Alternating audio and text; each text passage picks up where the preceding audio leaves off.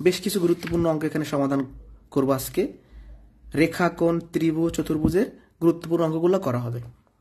প্রশ্ন 1-এ বলা হয়েছে, দুটি লাইন একে অন্যের থেকে 2 মিটার দূরে সমান্তরালভাবে চলে যাচ্ছে, তারা একে অন্যের সাথে মিলিত হবে কত মিটার দূরে? আচ্ছা, লাইন মানে কি? রেখা। তাহলে দুইটা রেখা, এই যে প্রথম একটা রেখা আর একটা রেখা সমান্তরালভাবে যাচ্ছে, মাঝখানে 2 মিটার দূরে আছে এরা, এদের মধ্যবর্তী দূরত্ব 2 মিটার। তো কোশ্চেনে বলছি কি, এই দুইটা রেখা কখন মিলিত হবে? যেহেতু বলা আছে রেখা দুইটা সমান্তরাল ভাবে যাচ্ছে, আমরা জানি দুইটা সমান্তরাল সরল রেখা কখনোই মিলিত হয় না। আনসার হবে ঘ নাম্বার অপশন।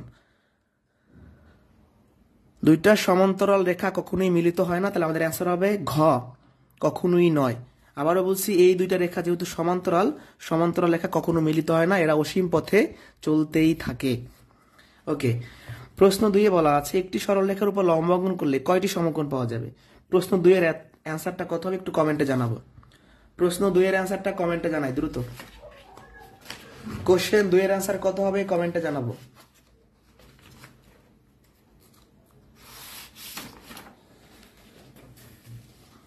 প্রশ্ন 2-এর অ্যান্সারটা জানাই। একটি সরল রেখার উপর লম্ব অঙ্কন করলে কয়টি সমকোণ পাওয়া যাবে? আজকে কিন্তু প্রায় 14-15টা ম্যাথ করবো, সব গুরুত্বপূর্ণ কোশ্চেনগুলো আমরা সমাধান করবো। শেষ পর্যন্ত থাকবেন, বেসিকও থাকবে, সাথে ম্যাথমেটিক্যাল টার্মগুলো থাকবে। ওকে, 2 নম্বর প্রশ্নের উত্তর হয়েছে সবার, ধন্যবাদ। একটা সরল রেখা নিলাম, এর উপর যদি আমি লম্ব অঙ্কন করি, তাহলে এই পাশে একটা 90 ডিগ্রি মানে সমকোণ পাচ্ছি, এই পাশে একটা সমকোণ পাচ্ছি। অর্থাৎ একটা সরল রেখার উপর যদি আমি লম্ব আঁকি, 2টা সমকোণ পাবো। অ্যান্সার কয়টি? 2টি সমকোণ পাবো, অপশন খ উত্তর। ঠিক আছে, ওকে, তাহলে আমাদের উত্তর হবে 2টি। তাহলে 1 এবং 2 বুঝতে পারছেন কিনা জানান। 1 এবং 2 বুঝতে পারলে পরবর্তী কোশ্চেনে যাব। আজকের প্রশ্নগুলো খুবই ইম্পর্টেন্ট, প্রাইমারি, নিবন্ধন আর বিসিএস এ আসা ম্যাথগুলোই করাবো।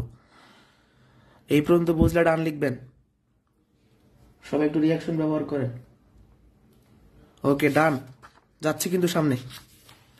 3 নাম্বার কোশ্চেন ইম্পর্টেন্ট, যাদের কাছে আমাদের লেকচার শিট আছে এটা ইম্পর্টেন্ট, দাগায় রাখবেন, এটা আবার রিপিট হইতে পারে। 17তম বিসিএস এর এই কোশ্চেনটা আবার নিবন্ধন বা প্রাইমারিতে রিপিট হতে পারে। এবি ও সিডি সরল রেখা ও বিন্দুতে ছেদ করলে নিম্নের কোন গাণিতিক বাক্যটি সঠিক? আচ্ছা, এবি আর সিডি দুটি সরল রেখা ও বিন্দুতে ছেদ করছে। এবি একটা সরল রেখা, সিডি একটা সরল রেখা। এখন এই কোশ্চেনটা হচ্ছে বিপ্রতীপ কোণের কোশ্চেন। প্রশ্ন হতে পারে যে ভাই আপনি কিভাবে বুঝলেন যে এই কোশ্চেনটা বিপ্রতীপ কোণের হবে?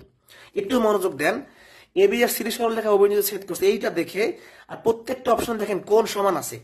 আমরা জানি বিপ্রতীপ কোণগুলো সমান, তাই এখান থেকে আমরা বুঝতে পারি যে এটা বিপ্রতীপ কোণের প্রশ্ন। তাহলে এবি একটা সরল রেখা নিলাম, সিডি একটা সরল রেখা নিলাম, ও বিন্দুতে ছেদ করছে, এই বিন্দুটা হলো ও। এখন আমরা জানি বিপ্রতীপ কোণগুলো সমান হয়। বিপ্রতীপ কোণগুলা যে দুইটা সরল রেখা ছেদ করলে ছেদক রেখার চারপাশে 4টা কোণ উৎপন্ন হয়। এখানে একটা কোণ আছে, এখানে একটা কোণ আছে, এখানে একটা কোণ আছে, এখানে একটা কোণ আছে। বিপরীত পাশের কোণগুলা একে অপরের বিপ্রতীপ কোণ। এর বিপ্রতীপ এইটা, এর বিপ্রতীপ এইটা, তা বিপ্রতীপ কোণগুলো সমান হয়। অর্থাৎ এ ও ডি, কোণ এ ও ডি, আবারও বলতেছি কোণ এ ও ডি, এই কোণটা আর এটা সমান হবে বি ও সি। আবার কোণ এ ও সি এর সমান হবে বি ও ডি। বুঝতে পারছি? দুইটাই আমাদের অ্যান্সার হবে। কোনটা অপশনে আছে? এইটা অপশনে আছে, এটা হচ্ছে অ্যান্সার। এটা যদি অপশনে থাকতো তাও অ্যান্সার হইতো। প্রথম থেকে রিপিট করছি, বিপ্রতীপ কোণগুলা সমান হয়। এর বিপ্রতীপ এইটা, এর বিপ্রতীপ এইটা। এ ও ডি এর সমান হবে বি ও সি। আবার এ ও সি এর সমান হবে বি ও ডি। এটা অপশনে থাকলে এটা অ্যান্সার হতো, এটা অপশন নাই, তাহলে অ্যান্সার হবে ক। 3 নম্বর প্রশ্ন যদি কেউ না বুঝে থাকেন কমেন্টে জানাতে পারেন। ওকে, 3 নম্বরটা আশা করি বুঝতে পারছি, এটা বুঝছে কিনা একটু জানাই। আমি 4 নাম্বার কোশ্চেনে চলে যাই। একটি ত্রিভুজের 3টি কোণের পরিমাণ যথাক্রমে এক্স, x/2, 3x/2 হলে বৃহত্তম কোণটির মান কত? নিবন্ধন পরীক্ষায় কলেজ পর্যায়ে আসছে। তো 3টা কোণ দেওয়া আছে, আমরা সকলেই জানি ত্রিভুজের 3 কোণের সমষ্টি 180 ডিগ্রি। অর্থাৎ এই প্রথম কোণ, দ্বিতীয় কোণ, তৃতীয় কোণ যদি আমরা যোগ করি, এই 3টা কোণের যোগফল কত হবে ভাই? 180 ডিগ্রি। এবার এখান থেকে লসাগু নেন 2, তাহলে 2x, x, 3x সমান 180 ডিগ্রি। তাহলে উপরে হয় 6x, 180 ডিগ্রি। যদি 6কে ভাগ করলে 3, 3x সমান হবে 180 ডিগ্রি, অথবা x এর মান হবে 180 ডিগ্রি ভাগ 3, 60 ডিগ্রি। তাহলে আমাদের এই কোণ তিনটা আছে, প্রথম হলো এক্স, এক্স এর মান 60°, পরে হলো x/2, তার মানে 60°/2 30°, তাহলে একটা কোণ 60°, একটা 30°, আর একটা কত, এখানে এক্স এর মানটা জাস্ট বসাই দিব আর 2 2 দিয়ে 60 ভাগ করলে 30, 3 30 90°, তাহলে তিনটা কোণ ছিল, এটার মান আসছে কত 60°, এর মান কত 30°, এর মান কত 90°, তিনটার মধ্যে বড় কোনটা 90°, তাহলে অ্যান্সার হবে ক নাম্বার অপশন। যদি বলতো ছোট কোণ বের করো, অ্যান্সার হচ্ছে 30°, যদি বলতো মাঝারি কোণ বের করো, অ্যান্সার হচ্ছে 60°। তাহলে 4 নাম্বার প্রশ্নের উত্তর হবে 90°। অনেকে ভুল করে 60° পর্যন্ত বের করে দাগাই দেয়, না, আমাদের অ্যান্সার হবে এইটা, এক্স এর 3 গুণ করে ভাগ 2। এই পর্যন্ত বুঝতে পারছি কিনা ভাই বলেন তো একটু, এই পর্যন্ত ক্লিয়ার কিনা? সকলে একটু রিয়াকশন ব্যবহার করেন, তাহলে রিস্কটা একটু বাড়বে, উপস্থিতি ভালো থাকবে। আমরা এই পর্যন্ত বুঝতে পারছি কিনা? 3-4 বুঝলে আমি আরো কোশ্চেন, আমাদের আজকে অনেকগুলো ম্যাথ আছে, শেষ করব। শেষ পর্যন্ত থাকতে হবে, মানে খুব বেশি বড় ক্লাস নিব না, কিন্তু ইম্পর্টেন্ট সবগুলোই লাগবে, ঠিক আছে? আর ছোট্ট একটা ঘোষণা দেয়, আপনারা জানেন যে আমরা নতুন একটা ব্যাচ শুরু করছি গত সপ্তাহে। একদম শূন্য থেকে যারা বেসিক ম্যাথ করতে চান, আমাদের এই ব্যাচটা করতে পারেন। 5 মাস টানা লাইভ ক্লাস চলবে। এটা 11তম ব্যাচ, 10ম ব্যাচ চলতেছে, 11তম ব্যাচ শুরু করছি। যারা সদ্য মাস্টার শেষ করছেন বা নতুনভাবে চাকরির প্রস্তুতি নিতে চান, আমাদের এই কোর্সটা করতে পারেন। প্রাইমারি, নিবন্ধন, বিশেষ সকল জবের জন্য কার্যকারী। আমি বেশি কথা বলবো না, এখানে সকল তথ্য দেয়া আছে আমাদের কোর্সের, কিভাবে কি পড়াবো, কয়দিন ক্লাস হবে, সব এখানে দেওয়া আছে।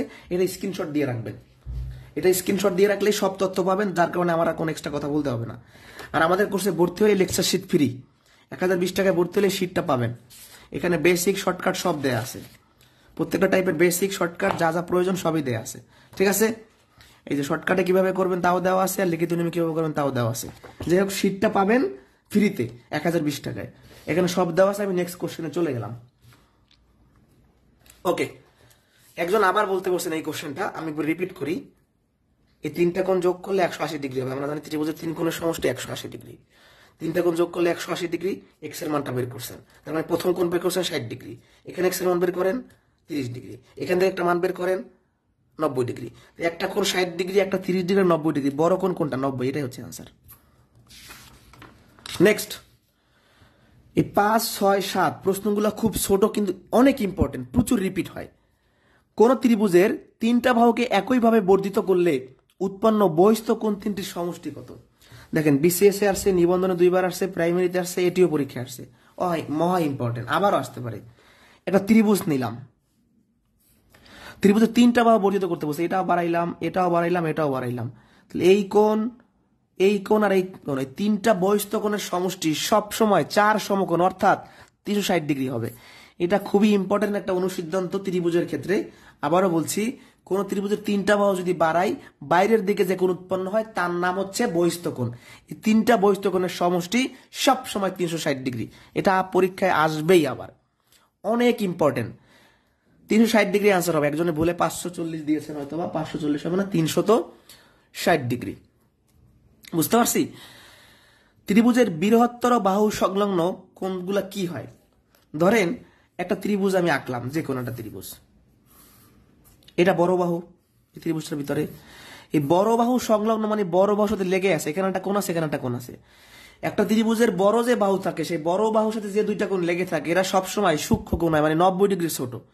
সবসময় কি সূক্ষ্ম কোণ হয়, মানে 90 ছোট হবেই। এই দেখেন, এটাও 90, এটাও 90। একজন বলছেন 5 নাম্বার ডিটেলস করতে, এটা সম্পূর্ণ একটা অনুসিদ্ধান্ত। এই যে ডিটেলস হলো এইটা, এই চিত্র আঁকলেন, এই বাইরের দিকে কোণ, এই বাইরের দিকে কোণ, এই বাইরের দিকে কোণ, আপনার যোগ করলে 360° হবে। এটা একটা অনুসিদ্ধান্ত ত্রিভুজের, ঠিক আছে? এটাও একটা অনুসিদ্ধান্ত যে ত্রিভুজের বড় বাহুর সাথে যে কোণ থাকবে তারা সূক্ষ্ম কোণ হবে। দেখেন, 90° ছোট সব। সূক্ষ্ম কোণ মানে কি? 90° ছোট। ওকে, এবার 7 নাম্বার কোশ্চেনে আসি। কোন ত্রিভুজের 3 কোণের সমদ্বিখণ্ডক গুলো যে বিন্দুতে ছেদ করে তাকে কি বলে? এটা কিন্তু ইম্পর্টেন্ট। একটা ত্রিভুজ আমি আঁকলাম, আঁকছি, এখানে একটা কোণ আছে, এখানে একটা কোণ আছে, এখানে একটা কোণ আছে। এই কোণের সমদ্বিখণ্ডক মানে এই কোণকে 2 ভাগ করবে, এই কোণের সমদ্বিখণ্ডক মানে এই কোণকে 2 ভাগ করবে, এই কোণের সমদ্বিখণ্ডক মানে এই কোণকে 2 ভাগ করবে। এই 3টা সমদ্বিখণ্ডক ত্রিভুজের অভ্যন্তরে যেখানে মিলিত হবে, এর নাম কি? অন্তকেন্দ্র। এর নাম হচ্ছে অন্তকেন্দ্র। কোণের সমদ্বিখণ্ডকগুলো যেখানে মিলিত হয় তার নাম অন্তকেন্দ্র। আমি ত্রিভুজের 3টা কেন্দ্র সম্পর্কে একটু আলোচনা করতে চাই, যদি আপনারা শিখতে চান, মানে যদি সময় থাকে আপনাদের। আমি একটু আলোচনা করি, এই কোশ্চেনের বাইরে গিয়ে একটু আমি আলোচনা করি, বরকেন্দ্র, অন্তকেন্দ্র, পরিকেন্দ্র আলোচনা করি। আজকের পর আর জীবনে ভুল হবে না। দেখেন, অন্তকেন্দ্র শিখবো, লম্ব কেন্দ্র বা পরিকেন্দ্র শিখবো, একই নাম, আর বরকেন্দ্র শিখবো। যা চিত্র বুঝবো, মুখস্থ করার কিচ্ছু এর ভিতরে নাই, কিচ্ছু নাই মুখস্থ। অন্তকেন্দ্র, একটা ত্রিভুজ নিলাম, এই কোণের সমদ্বিখণ্ডকগুলো যেখানে মিলিত হয়, একটা কোণ, দুইটা কোণ, তিনটা কোণ, এর সমদ্বিখণ্ডক মানে 2 ভাগ করেন, এর সমদ্বিখণ্ডক মানে 2 ভাগ করেন, এর সমদ্বিখণ্ডক মানে 2 ভাগ করেন। কোণের সমদ্বিখণ্ডক যেখানে মিলিত হয় তার নাম অন্তকেন্দ্র। এবার আসি লম্ব কেন্দ্র, ত্রিভুজ আঁকলাম, এই লম্ব কেন্দ্র অপর নাম পরিকেন্দ্র। এই ত্রিভুজের 3 বাহুর উপর লম্ব আঁকেন, এখানে লম্ব আঁকেন, এখানে লম্ব আঁকেন, এখানে লম্ব আঁকেন। 3টা লম্ব যেখানে মিলিত হয় তার নাম লম্ব কেন্দ্র বা পরিকেন্দ্র, পরিকেন্দ্র বলা যায়। এবার আসি ভর কেন্দ্র। সহজ কথা, ত্রিভুজের মধ্যমাগুলো যেখানে মিলিত হয়, বরকেন্দ্র হচ্ছে মধ্যমাগুলো। এখন মধ্যমা কি? এটা শীর্ষবিন্দু, এটা শীর্ষবিন্দু, এটা শীর্ষবিন্দু। এই শীর্ষবিন্দুর বিপরীত বাহু এইটা, শীর্ষবিন্দু আর বিপরীত বাহুর মধ্যবিন্দু যোগ করলে মধ্যমা হয়। এটা শীর্ষবিন্দু, এটা হচ্ছে বিপরীত বাহু, এই শীর্ষবিন্দুর বিপরীতে আছে, এর মাঝখানের বিন্দু খোঁজেন, এটা যোগ করেন, মধ্যমা। এটা শীর্ষবিন্দু, এর বিপরীত বাহু এইটা, এর মাঝখানের বিন্দু খোঁজেন, মধ্যমা। এটা শীর্ষবিন্দু, এর বিপরীত বাহু এইটা, এই শীর্ষবিন্দু আর মাঝখানের বিন্দু যোগ করেন। তাহলে এইটা যখন যোগ করলাম আমার এই হয়ে গেল ভরকেন্দ্র। তাহলে বলতে পারেন শীর্ষবিন্দু আর বিপরীত বাহুর মধ্যবিন্দুর যে সংযোগ রেখাগুলো 3টা এখানে যেখানে মিলিত হয় সেটা ভরকেন্দ্র। অন্যভাবে বলা যায় মধ্যমাগুলো যেখানে মিলিত হয়, মধ্যমাগুলো যেখানে মিলিত হয়। এখন অনেকে কোশ্চেন করতে পারেন যে ভাই এইটা আর এটা কি, মানে এই দুটো তো চিত্র একরকম, তাহলে এটার মধ্যে সম্পর্কটা কি, মানে এদের মধ্যে ভেজালটা কি? এই অন্তকেন্দ্র আর ভরকেন্দ্র দেখতে একরকম হলো এক না। আমি একটু বিষয়টা ক্লিয়ার করি। দেখেন, সম্পূর্ণ একটা চিত্র, একই রকম চিত্র আঁকবো, আঁকলাম, আবার এরকম আরেকটা চিত্র আঁকবো, শেষ। এখন আমি একবার অন্তকেন্দ্র বোঝাবো, ভরকেন্দ্র বোঝাবো। 3টা কোণ সমদ্বিখণ্ডক, মানে সোজা টান দিব আর কি। তাহলে এটা হয়ে গেল অন্তকেন্দ্র, এটার নাম কি? অন্তকেন্দ্র। কিন্তু ভরকেন্দ্রটা দেখেন, ভরকেন্দ্র সময় কিন্তু আমরা সোজা টান দিই না, এই শীর্ষবিন্দু আর বিপরীত বাহুর মধ্যবিন্দু খুঁজি আমরা, তারপর টান দিই, একটু বেঁকা। এই শীর্ষবিন্দু আর বিপরীত বাহুর মধ্যবিন্দু খুঁজি, তারপর টান দিই। এই শীর্ষবিন্দু আর এই বিপরীত বাহুর মধ্যবিন্দু খুঁজি, তারপর টান দিই। দেখেন একই ধরনের চিত্র, অন্তকেন্দ্রটা কোথায় আর ভরকেন্দ্রটা কোথায়? ভরকেন্দ্র একটু দূরে। তাহলে এখন এই 3টা সংজ্ঞা মনে রাখার নিয়মটা কি? যে সংজ্ঞার মধ্যে কোণের সমদ্বিখণ্ডক শব্দটা থাকবে সেটা অন্তকেন্দ্র, যে সংজ্ঞার মধ্যে লম্ব শব্দটা থাকবে লম্ব কেন্দ্র, যে সংজ্ঞার মধ্যে মধ্যমা থাকবে সেটা ভরকেন্দ্র অথবা শীর্ষবিন্দু কথাটা থাকবে। বুঝতে পারছি? অন্তকেন্দ্র মানে যেখানে কোণের সমদ্বিখণ্ডক যে সংজ্ঞার মধ্যে পাবো সেটাই অন্তকেন্দ্র। লম্বের কথা যেখানে থাকবে তার নাম পরিকেন্দ্র বা লম্ব কেন্দ্র। আর ভরকেন্দ্র কি হবে ভাই? মধ্যমা বলতে পারে অথবা বলতে পারে শীর্ষবিন্দু আর বিপরীত বার মধ্যবিন্দু যোগ করা। এই পর্যন্ত বুঝছি কিনা বলেন তো? এই পর্যন্ত ডান কিনা? এই পর্যন্ত বুঝলে আমি নেক্সট কোশ্চেনে যাব। আর না বুঝলে প্রশ্ন করতে পারেন, না বুঝলে সাথে সাথে কোশ্চেন যে ভাই কিচ্ছু বুঝিনি আবার বোঝান। কারণ আপনি কষ্ট করে ক্লাস করবেন, আমিও কষ্ট করে ক্লাস দিব, না বুঝলে সে ক্লাসের কোনো মূল্য নাই। ঠিক আছে? এই দেখেন কোণের সমদ্বিখণ্ডক চোখে পড়ার সাথে সাথে অন্তকেন্দ্র দাগাবো আমরা। ওকে, নিবন্ধন পরীক্ষার কোশ্চেন। একটি সমবাহু ত্রিভুজের ক্ষেত্রফল √3 বর্গমিটার হলে তার বাহুর দৈর্ঘ্য কত? একজন বলছেন বুঝতে পারেন না, আপনি কোনটা বুঝতে পারেন না? কোশ্চেন তো ছিল 7 নাম্বার। কোণের সমদ্বিখণ্ডক মানে কোণকে 2 ভাগ করবো, এই 3টা যেখানে মিলিত হয় তার নাম অন্তকেন্দ্র। একটু ক্লাসটা রেকর্ড থাকবে, দেখে নেবেন। সমবাহু ত্রিভুজের ক্ষেত্রফল দেওয়া আছে, বাহুর দৈর্ঘ্য বের করতে বলছে। ক্ষেত্রফল কত দেয়া আছে? কত? ক্ষেত্রফল √3। সমবাহু ত্রিভুজের ক্ষেত্রফল নির্ণয়ের সূত্র কি? √3/4a²। আমাদের লাগবে বাহুর মান, অর্থাৎ এখান থেকে এর মানটা বের করতে বলছে। প্রথম থেকে সম্পূর্ণ কথাটা আমি রিপিট করছি। একটি সমবাহু ত্রিভুজের ক্ষেত্রফল √3 দেওয়া আছে, বাহুর মান চাইছে মানে এর মান চাইছে। ক্ষেত্রফল দেওয়া আছে √3, ক্ষেত্রফলের সূত্র লিখলাম। এই দুই পাশ থেকে √3 বাদ দিতে পারেন, ঠিক আছে? তাহলে উপরে থাকে a² সমান, নিচে থাকে 4 সমান 1, আর গুণ করেন, a² সমান 4। তাহলে এর মানটা কত হবে? a² রুট হয়ে যাবে 2। তাহলে আমাদের অ্যান্সার হবে ক নাম্বার অপশন। তাহলে আমরা এই 8 নম্বর কোশ্চেনটা রিপিট করছি, এটা নিবন্ধন পরীক্ষা আসছিল, আবার ওই ধরনের কোশ্চেন হতে পারে। একটা সমবাহু ত্রিভুজের ক্ষেত্রফল দেওয়া ছিল, সূত্র লিখছি, সমবাহু ত্রিভুজের ক্ষেত্রফলের √3 কাটছি, এর মানটা বের করছি। না বুঝলে বললেন, হ্যাঁ? বুঝতে পারছি এই পর্যন্ত? এই ত্রিভুজের ক্ষেত্রফল থেকে বিশেষ করে নিবন্ধন পরীক্ষার কথা যদি আমি বলি, 18তম নিবন্ধনের কথা যদি বলি, ত্রিভুজের যে ক্ষেত্রফল আছে সমবাহু, সমদ্বিবাহু আর বিষমবাহু, এই তিনটা সূত্র ভালো করে মুখস্থ করে দেন, এই তিনটা থেকে একটা মার্ক কমন পাইতে পারেন। ঠিক আছে, আমি 8 নাম্বার কোশ্চেনটা আর একবার বুঝাই, দুই একজন বুঝতে পারেন নাই। এই ক্ষেত্রফলটা কত দেওয়া আছে, √3। ক্ষেত্রফলের সূত্র কি, √3/4 a² সমান, এটা তো √3 দেওয়াই আছে। ক্ষেত্রফলের সূত্র হলে সম্পূর্ণ এইটা, এই দুই পাশে √3 কেটে দেন, উপরে থাকে a², নিচে থাকে 4, এখান থেকে 1, এবার আড়াআড়ি গুণ করেন 4, তাহলে এর মান কত হবে, √4, তার মানে 2। এবার বুঝতে পারছেন? নেক্সট, একটি সমদ্বিবাহু ত্রিভুজের ভূমি 16 মিটার, অপর দুইটা বাহু প্রতিটি 10 মিটার, ক্ষেত্রফল কত? সমদ্বিবাহু ত্রিভুজ বলছে, সমদ্বিবাহু ত্রিভুজের ক্ষেত্রফল নির্ণয় সূত্র কি, b/4 √4 a² - b²। এই সূত্র কিন্তু মুখস্থ থাকতে হবে, পরীক্ষার হলে এই সূত্র বের করার কোনো সুযোগ নেই, ভাবারও কোনো সুযোগ নেই। সমদ্বিবাহু ত্রিভুজের ক্ষেত্রফল এটা দ্রুত বলে দিতে হবে। এই সূত্রে বি হচ্ছে ভূমি, এ হচ্ছে সমান সমান বাহু। তো ভূমি দেওয়া আছে কত, 16, তার মানে বির মান দেওয়া আছে 16, অপর দুইটা বাহু মানে যেগুলো সমান থাকবে তারা প্রত্যেকটা 10, তার মানে এর মান 10। এ হলো সমান বাহু, বি হলো ভূমি। এবার জাস্ট মান বসান, 16/4, 10² বির মান হচ্ছে 16² 4 দিয়ে 16কে ভাগ করলে 4, 10² 100 আর 4 400, 16² মানে 256, 144। এটা সহজ কোশ্চেন। 144 রুট মানে কত, 12, তাহলে 48 বর্গ মিটার হচ্ছে আমাদের অ্যান্সার। ঠিক আছে, বুঝতে পারছি কিনা, এটা বুঝতে পারছি কিনা, এটা বুঝলে আমি নেক্সট কোশ্চেনে যাব। এটা ক্লিয়ারলি বুঝতে পারছি? 9 নাম্বারটা, এই ক্লাসটা রেকর্ড রাখবো, চাইলে শেয়ার করতে পারেন।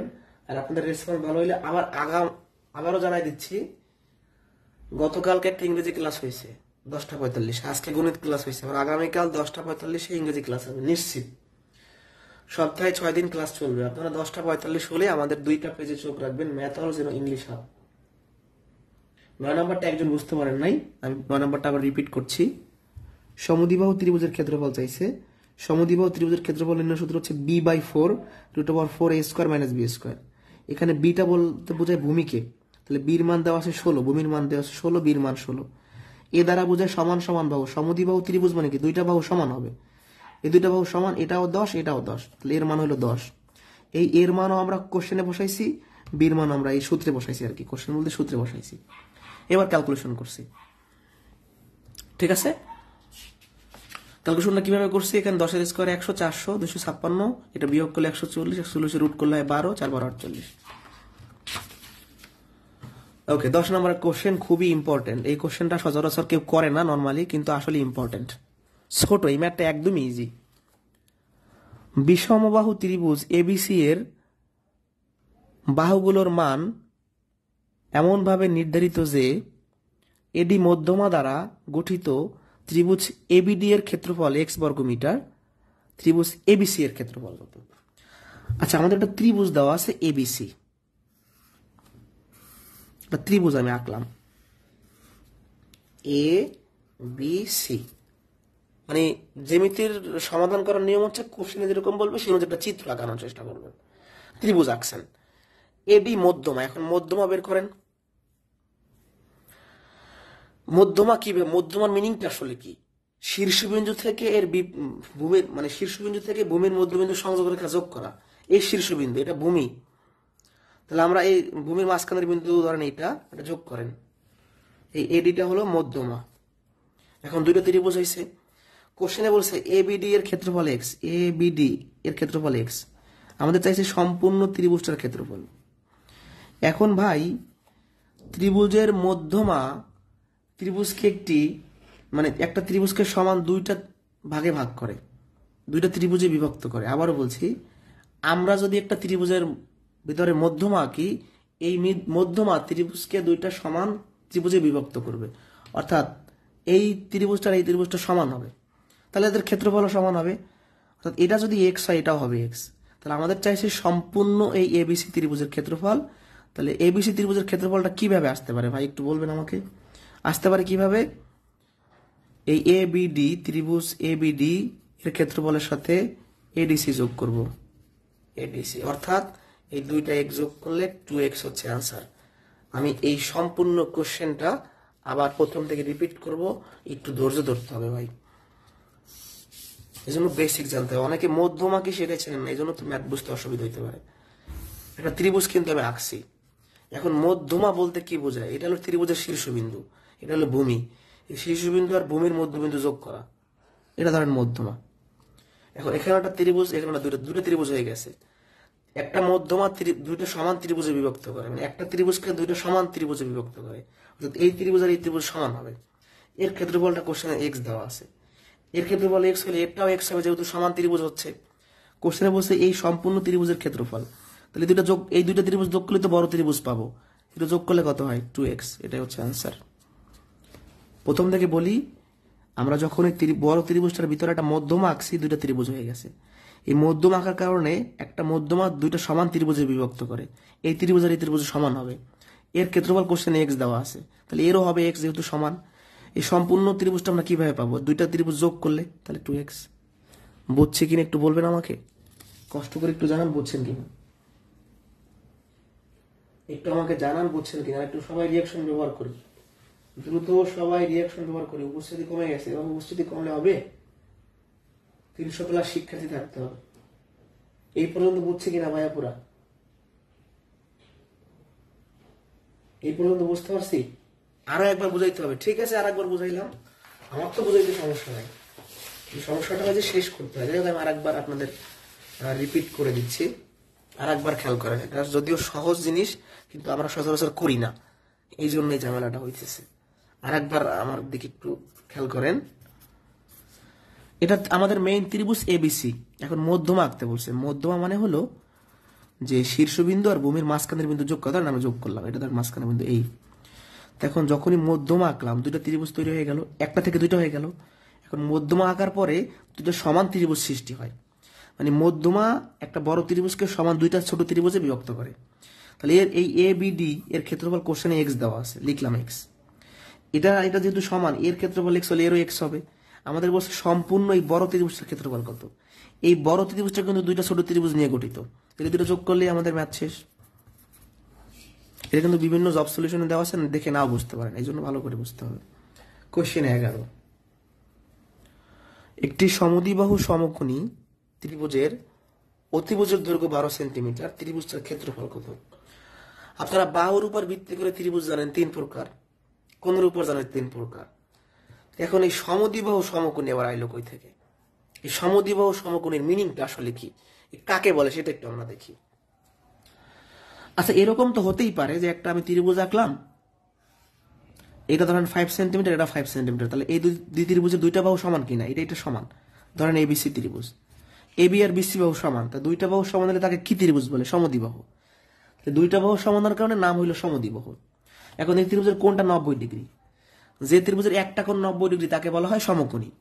তাহলে দুইটা বাহু সমান হওয়ার কারণে নাম হইল সমদ্বিবাহু, একটা কোণ 90 ডিগ্রি হওয়ার কারণে নাম হইল সমকোণী, তাহলে দুইটা মিলে হয়ে গেল সমদ্বিবাহু সমকোণী। ঠিক আছে? এরকম সমদ্বিবাহু সমকোণী ত্রিভুজের অতিভুজ দেওয়া থাকলে ক্ষেত্রফল বের করার সূত্র হচ্ছে 1/4 অতিভুজ স্কোয়ার। এই প্রশ্নগুলো ইম্পর্টেন্ট, নিবন্ধনে আসছে, বিসিএস আসছে। 1/4 অতিভুজ কত দেওয়া আছে? 12। এটা কখন? সমদ্বিবাহু সমকোণী ত্রিভুজের অতিভুজ দেওয়া থাকলে 144। ঠিক আছে? তাহলে 436 সম্ভবত, না? দেখেন এই ক্যালকুলেশনটা আরো এত জটিল না করে আরো সহজ যদি করি, এই ক্যালকুলেশনটা এরকম না করে, যেমন 12 এর স্কোয়ার, এই 12 এর স্কোয়ার মানে 12 গুণন 12, 4 দিয়ে 12 কে ভাগ করলে 3, 3 12 36। ঠিক আছে? 11 পর্যন্ত বুঝছে কিনা বলেন? এই পর্যন্ত ডান হলে আরো 2-1টা ম্যাথ দেখাবো আজকে। আমি আবারও আপনাদের মনে করাই দিই, প্রতিদিন রাত 10:45 ক্লাস হবে, কমপক্ষে 10টা মতো আপনাদের আমি করাবো প্রত্যেক দিন, বলতে সপ্তাহে 3 দিন আমি গণিত করাবো, আর ইংলিশ হাবের মনিরুজ্জামান শাহিন স্যার উনি ইংরেজি পড়াবেন। গত ক্লাসে 16তম নিবন্ধনের ম্যাথ সমাধান, মানে ইংরেজি প্রশ্ন সমাধান করিয়েছেন, আগামীকালকে অন্য কিছু সমাধান করাবেন, ক্লাস চলতে থাকবে। ঠিক আছে? আর যারা একদম বেসিক লেভেল থেকে ম্যাথ শিখতে চান, আমাদের যে অনলাইন কোর্সটা আছে নতুন শুরু করছি, এটা গত সপ্তাহে শুরু করছি, এখনো ভর্তি হওয়া যাবে। আমাদের সকল ক্লাস আজীবন রেকর্ড থাকে, ডিলিট করা হয় না। গণিতের যে ক্লাস আজীবন রেকর্ড থাকে, 4 বছর 5 বছর পরে দেখবেন। যাই হোক, আজীবন ক্লাস রেকর্ডে তো লাভ নাই, আজীবন তার আপনি ম্যাথ করতে পারবেন না। যাই হোক, রেকর্ড থাকবে। এটা সম্পূর্ণ নতুন একটা ব্যাচ। পরবর্তী প্রাইমারি বা পরবর্তী নিবন্ধন বা যারা একদম মাস্টার শেষ করে নতুন করে শুরু করতে চাচ্ছেন, আমাদের এই ব্যাচটা করতে পারেন। এই শীটটা পাবেন, এটা সম্পূর্ণ একটা বই। আমাদের কোর্সে ভর্তি হলে এক্সট্রা বইয়ের দরকার নেই। একদম সূচিপত্র যদি দেখায় আপনাদের, পাটিগণিতের সব টপিক আছে, বীজগণিতের বিন্যাস, সমবেত, সম্ভাব্যতা, অসমতা, মান নির্ণয় সব আছে, ধারা, সূচক, লগ, পরিমিতি, ঘনজ্যামিতি, ত্রিকোণমিতি সব আছে। বিশেষের সিলেবাস দেওয়া আছে প্রিলিমিনারি। একদম অঙ্ক থেকে শুরু করব, এই মূলদ অমূলদ সংখ্যা সবকিছু এখানে দেওয়া আছে। যাই হোক, বেসিক সহ শর্টকাট দেওয়া আছে। এই বইটা আপনারা সম্পূর্ণ ফ্রিতে পাবেন। আমরা যে টেকনিকগুলো বিভিন্ন ভিডিওতে দেখাই, সেই টেকনিকগুলো এখানে আছে। ঠিক আছে? তো যাই হোক, এই শীটটা ফ্রিতে দিয়ে থাকি আমরা। 1020 টাকায় ভর্তি হলে, ভর্তি হতে এই নাম্বারে কন্ট্যাক্ট করবেন বা সরাসরি ফোন করতে পারেন, মেসেজ করতে পারেন। যে পরবর্তী কোশ্চেনে যাচ্ছি আমি। ভর্তি হওয়ার জন্য এখানে সব তথ্য আছে, কবে ক্লাস হবে, কয়টা ক্লাস হবে, স্ক্রিনশট দিয়ে রাখলে হবে। ঠিক আছে? ওকে, নেক্সট কোশ্চেনে আমি যাচ্ছি। এই ম্যাথটা যারা বোঝেন নাই, সমদ্বিবাহু সমকোণী ত্রিভুজের ক্ষেত্রফল বের করার সূত্র, অতিভুজ দেওয়া থাকলে 1/4 অতিভুজ স্কোয়ার। এই অতিভুজের মানটা 12 বসাইছি। নেক্সট কোশ্চেনে যাচ্ছি। এই 12, 13 ভেরি ভেরি ইম্পর্টেন্ট। আমাদের শীট যাদের কাছে আছে সবাই এটা দাগায় রাখবে। নিবন্ধন বা বিসিএস, দেখেন এটা বিসিএস এর পিলির কোশ্চেন, এটা 36 বিসিএস এর কোশ্চেন, নিবন্ধনের কোশ্চেন। একটি বর্গক্ষেত্রের কর্ণের দৈর্ঘ্য 4√2 একক হলে ওই বর্গক্ষেত্রের ক্ষেত্রফল কত? ভাই আমি আগে আসতে চাই বর্গক্ষেত্রের ক্ষেত্রফল এর সূত্র কি। আমরা একটা ম্যাথ করার সব সময় দেখবো, শুরুতেই দেখবো যে আউটপুটটা কি, মানে প্রশ্নে কি চাইছে। আসলে প্রশ্ন চাইছে যে বর্গক্ষেত্রের ক্ষেত্রফল, এর সূত্র কি? এ স্কোয়ার। কথাটা খেয়াল করবেন, মানে বাহু স্কোয়ার। এই প্রশ্নের কোথাও কি বাহু আছে? এই প্রশ্নের দিকে তাকান, কোথাও কি বাহু আছে? নাই। প্রশ্ন অন্য একটা তথ্য দেওয়া আছে। কি তথ্য দেওয়া আছে? বর্গক্ষেত্রের কর্ণের দৈর্ঘ্য 4√2। তাহলে দেয়া আছে কর্ণের দৈর্ঘ্য 4√2। খেয়াল করবেন, আমার ক্ষেত্রফলের জন্য এর মান লাগবে, এটা কোশ্চেনে দেওয়া নাই। যে কর্ণের দৈর্ঘ্য 4√2। এখন বর্গক্ষেত্রের কর্ণের দৈর্ঘ্য বের করার সূত্র √2a, এটা মুখস্থ থাকতে হবে। √2a, এই দুই পাশে √2 কাটা যায়, তাহলে এর মানটা 4। তাহলে এই কর্ণের দৈর্ঘ্য থেকে আমি এর মানটা বের করলাম। এখন আমার ক্ষেত্রফলে বসাই দিব। 16 বর্গাকার হচ্ছে অ্যান্সার।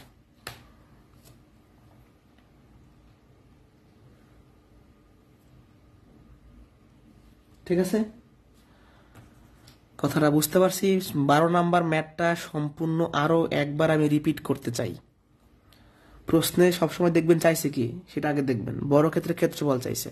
বর্গক্ষেত্রের ক্ষেত্রফলের সূত্র বাহু স্কোয়ার, মানে এর মান লাগবে। কোশ্চেনে কোথাও এর মান নাই। কোশ্চেনে কর্ণের দৈর্ঘ্য দেওয়া আছে। কর্ণের দৈর্ঘ্য দেওয়া আছে 4√2। কর্ণের দৈর্ঘ্য সূত্র হইল √2a।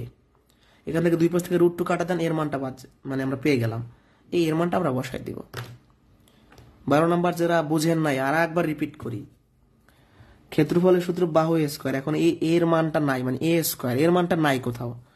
কোশ্চেনে কর্ণের দৈর্ঘ্য দেওয়া আছে 4√2। এই কর্ণের দৈর্ঘ্য সূত্র হইল √2a। তাহলে এই কর্ণের দৈর্ঘ্য সূত্র জায়গায় সূত্র বসাইলাম, √2 কাটা দিলাম, এর মানটা বের হয়ে গেল। এর মানটা বসাই দিলাম এখানে। নেক্সট কোয়েশ্চেন, এটাও ইম্পর্টেন্ট। একটি রম্বসের কর্ণদ্বয়ের দৈর্ঘ্য 8 সেন্টিমিটার ও 9 সেন্টিমিটার। এই রম্বসের ক্ষেত্রফলে সমান ক্ষেত্রফল বিশিষ্ট বর্গক্ষেত্রের পরিসীমা কত? ভালো করে খেয়াল করবেন প্রশ্নটা। রম্বসের কর্ণ দেওয়া আছে, বুঝছে রম্বসের ক্ষেত্রফল আর বর্গক্ষেত্রের ক্ষেত্রফল সমান হবে। চাইছে বর্গক্ষেত্রের পরিসীমা। ঠিক আছে? এখন আমরা আগে দেখি প্রশ্নের চাইছে কি। প্রশ্নে কি চাইছে সেটা একটু আমরা দেখি। প্রশ্নে চাইছে বর্গক্ষেত্রের পরিসীমা। সবসময় প্রশ্নের দিকে তাকাবেন যে কোশ্চেনে চাইছে কি, পরিসীমা। বর্গক্ষেত্রের পরিসীমা সূত্র হচ্ছে 4a। তার মানে আমি যদি বর্গক্ষেত্রের পরিসীমাটা বের করতে চাই, আমার বর্গক্ষেত্রের বাহু লাগবে। ক্লিয়ার? এখন বর্গক্ষেত্রের বাহু কই পাবো আমি? বর্গক্ষেত্রে তো কোনো তথ্যই দেওয়া নাই, দেওয়া আছে রম্বসের। যেহেতু রম্বসের ক্ষেত্রফল আর বর্গক্ষেত্রের ক্ষেত্রফল সমান, তাই আমি রম্বসের ক্ষেত্রফলটা বের করলে বর্গক্ষেত্র পেয়ে যাব। রম্বসের ক্ষেত্রফল। এখন রম্বসের ক্ষেত্রফল নির্ণয় সূত্র হচ্ছে হাফ ইন্টু কর্ণদ্বয়ের গুণফল, মানে যদি রম্বসের কর্ণ দেওয়া থাকে রম্বসের ক্ষেত্রফল নির্ণয় সূত্র হচ্ছে হাফ ইন্টু কর্ণদ্বয়ের গুণফল। এখন এই দুইটা কর্ণ 8 আর 9 দেওয়া আছে, একটা কর্ণ 8 একটা 9, তাহলে 2 দিয়ে 8কে ভাগ করলে 4, 4 9 36। আপনারাই বলেন রম্বসের ক্ষেত্রফল যদি 36 হয় বর্গক্ষেত্রের ক্ষেত্রফল কত? আপনারা একটু আমাকে কমেন্টে জানান দেখি কে কতটুকু আমার কথা বুঝতে পারছেন। রম্বসের ক্ষেত্রফল আমি বের করছি 36, এখন বর্গক্ষেত্রের ক্ষেত্রফল কত হবে এটা আপনাদের কাছে আমি চাইছি, একটু আমাকে জানান তো। রম্বসের ক্ষেত্রফল 36 হলে বর্গক্ষেত্রে কত একটু আপনারা জানান দেখি কে কতটুকু কথাবার্তা বুঝতে পারেন আমার।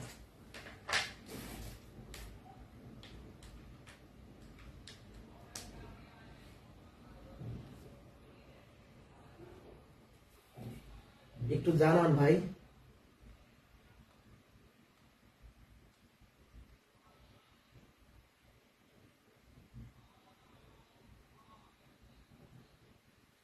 ছত্রিশ হবে, এটা তো শিওর, কারণ রম্বসের ক্ষেত্রফল আর বর্গক্ষেত্রের ক্ষেত্রফল সমান বলে দিচ্ছে, সমান ক্ষেত্রফল ইষ্ট বর্গক্ষেত্র। তাহলে এর 36 হইলে এখানে লিখি বর্গক্ষেত্রের ক্ষেত্রফল 36। এখন আমার কোশ্চেনে বসে পরিসীমা, পরিসীমার জন্য লাগবে এর মান, এর মানটা দেয়া নাই। তো ক্ষেত্রফলের সূত্র কি a স্কয়ার, তাহলে ক্ষেত্রফলের জায়গায় a স্কয়ার লিখতে পারি, এর মানটা কত হবে? a স্কয়ারটা রুট হয়ে যাবে 4, শুধু রুট করলে হয় 4। তার মানে আমি এর মানটা জানতাম না, বর্গক্ষেত্রের ক্ষেত্রফল থেকে বের করছি, এখন বসাই দিব।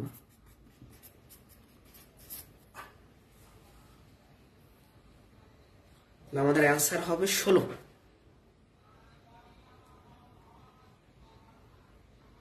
ও সরি 36, আমি এখানে 16 লিখছি, দুঃখিত 36, তাহলে 6 হবে না, তাহলে 4 সব 24 হবে, 24। আমি 36-এ 16 লিখছি, 24 হবে আমাদের অ্যান্সার। প্রথম থেকে এই ম্যাথটা আবার করাই, একটু মনোযোগ দেন, এটা ইম্পর্টেন্ট একটা কোশ্চেন। এই 36, এটাও 36, এর মানটা বের করে বসাই দেন। আর প্রথম থেকে বলি, আমাদের লাগবে পরিসীমা, বড় ক্ষেত্রে পরিসীমা লাগবে, তার মানে 4a লাগবে। পরিসীমা মানে কি? আমাদের লাগবে 4a। তো রম্বসের ক্ষেত্রফলটা বের করি। রম্বসের ক্ষেত্রফল হচ্ছে হাফ ইন্টু কর্ণদ্বয়ের গুণফল, 8 × 9, 2 দিয়ে 8কে ভাগ করলে 4, 4 9 36। ক্লিয়ার? এখন রম্বসের ক্ষেত্রফল 36 হলে বড় ক্ষেত্রের ক্ষেত্রফল 36। তাহলে বড় ক্ষেত্রের ক্ষেত্রফল যদি 36 হয়, এখানে ক্ষেত্রফলের সূত্র কি? বাহু স্কয়ার সমান 36। এর মান কত হবে? √36, তার মানে 6। এই এর মানটা আমরা জানতাম না, এখন বসাই দিব। এই হলো আপনার ম্যাথ 24। এটা বুঝছে কিনা বলেন তো? 4 সব 24 হচ্ছে আমাদের অ্যান্সার। এটা খুবই ইম্পর্টেন্ট, যাদের কাছে আমাদের লেকচার শিট আছে দাগায় রাখবেন। এটা ক্লিয়ার ভাবে বুঝতে পারছি? এখন এক ভাই লিখছিলেন যে কর্ণের দৈর্ঘ্য √2a কিভাবে, আলোচনা করলে তো অনেক করা যায়, কিন্তু এই যেহেতু এগুলো সাজেশন ক্লাস, অত সময় দেওয়া যায় না। তারপরেও যেহেতু ভাই একটা কোশ্চেন করছেন, আমরা সেটা সমাধান করার চেষ্টা করি। এটা তো বুঝতে পারছি আমরা। এখন একটু বেসিক জিনিস দেখেন, একটা বড় ক্ষেত্র রাখলাম, 4টা বাহু সমান একটা বড় ক্ষেত্র রাখলাম। এই বাহু যদি এ হয়, এটাও হবে এ, এটাও হবে এ, এটাও হবে এ। হ্যাঁ, এখন কর্ণের দৈর্ঘ্য আমরা বের করব। যে কোনো চতুর্ভুজের কর্ণের দৈর্ঘ্য সূত্র হচ্ছে দৈর্ঘ্য স্কয়ার প্লাস প্রস্থ স্কয়ার। এটা হলো যে কোনো চতুর্ভুজের কর্ণের দৈর্ঘ্য বের করার সূত্র।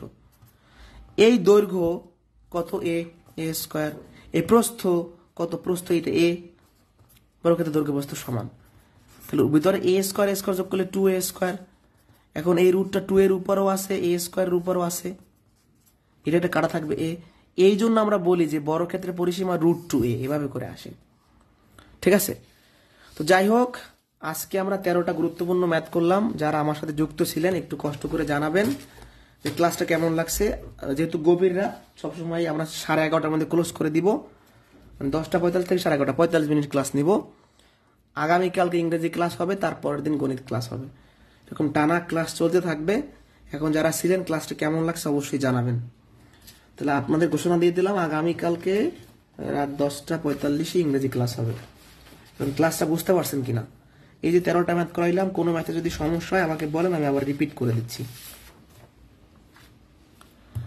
বুঝতে পারছে কিনা এই পর্যন্ত? তাহলে প্রথম থেকে আমি যা যা পড়াইছি একটু ছোট করে বলতেছি। যে প্রথমে আমরা রেখার 2টা প্রশ্ন বললাম, তারপর হচ্ছে ত্রিভুজের একটা কোণের কোশ্চেন বললাম, একটা ত্রিভুজের কোশ্চেন বললাম। এরপর ত্রিভুজের ক্ষেত্রফল সংক্রান্ত বিষয় পড়লাম, অনুসিদ্ধান্ত পড়লাম, মোটামুটি অনেক কিছুই পড়ছি। আরো একটা জ্যামিতির ক্লাস লাগবে আমাদের, বৃত্ত যেহেতু বাকি আছে, চতুর্ভুজের কিছু কনসেপ্ট বাকি আছে, তাহলে আগামী ক্লাসটা বৃত্ত, পরিমিতি আর চতুর্ভুজের উপর গড়ে হবে। তো যাই হোক, চেষ্টা করি যতটুকু সম্ভব সহজে বোঝানোর জন্য। ক্লাসটা আমি রেকর্ড রেখে দিচ্ছি, আপনি একটু আবার দেখে নিন, এটা শেয়ার করে রাখতে পারেন। আপনাদের শেয়ার করতে বলার কারণ হচ্ছে আপনারা শেয়ার করলে আমাদের উপস্থিতি বাড়বে, ক্লাস নিতেও আগ্রহ থাকবে। আর এই ব্যাচটা সম্পূর্ণ নতুন, এই শীটগুলো কোর্সের বাইরে আমরা দিই না, কোর্সে ভর্তি হলে ফ্রিতে পাবেন। 1020 টাকা ভর্তি হলে শীট ফ্রি। আর এখানে অনেকেই লাইভ ক্লাস দেখছেন যারা আমাদের পেইড ব্যাচের স্টুডেন্ট, তাদের কাছে তো শীট আসেই। আপনারা যে ক্লাসে যে মাঝে মাঝে গুরুত্বপূর্ণ যে বিষয়গুলো বলি এগুলো শীটে নোট করে রাখবেন, ঠিক আছে? এই বইটা, এটা সম্পূর্ণ একটা বই, এই বইটা আপনারা ফ্রিতে পাবেন, ঠিক আছে? এখানে বেসিক, শর্টকাট সব দেয়া আছে। দেখেন, চাঁদার অঙ্ক আগে এক্স ধরে সমাধান, সাথে শর্টকাট, কিভাবে শর্টকাট টাইপ ভিত্তিক সব সাজাই দিছি। মানে পূর্ণাঙ্গ এই বইটা শেষ করতে পারলে ভালো কিছু করতে পারবেন ম্যাথের। এই অঙ্কের বেসিক, সাথে এবার বক্সে শর্টকাট, মানে যেগুলো শর্টকাট হয়, সব তো শর্টকাট হয় না, যেগুলোর হয় আমরা দিয়ে দিছি। আগে বেসিকটা শিখাই, তারপর শর্টকাটটা শিখাই।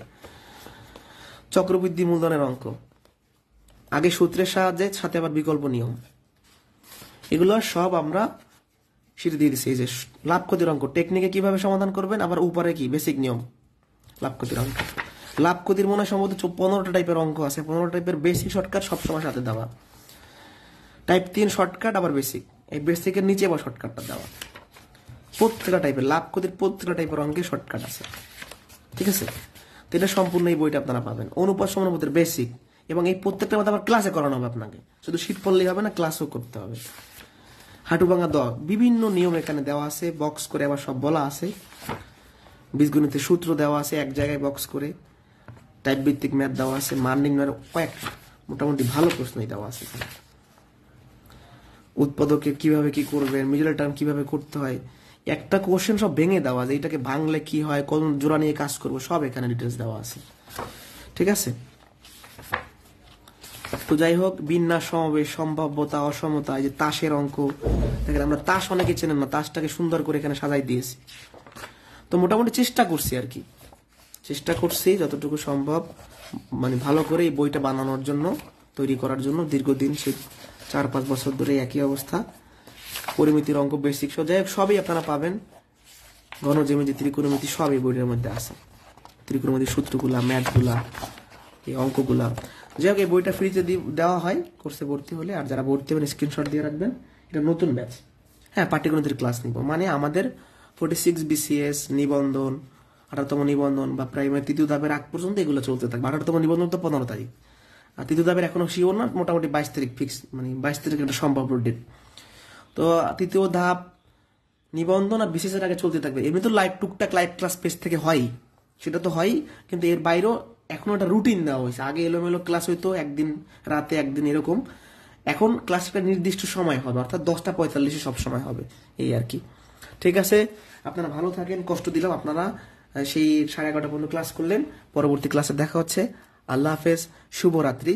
আর যারা ভর্তি হবেন আমার সাথে সরাসরি চাইলে এই নাম্বারে কন্ট্যাক্ট করতে পারেন বা হোয়াটসঅ্যাপে মেসেজ করতে পারেন। 1020 টাকায় ভর্তি হয়ে দেখতে পারেন। 5 মাস ক্লাস করার পর গণিতের ভীতিটা দূর হবে, একটা ভালো প্রস্তুতি হবে আশা করছি। আল্লাহ হাফেজ, শুভরাত্রি।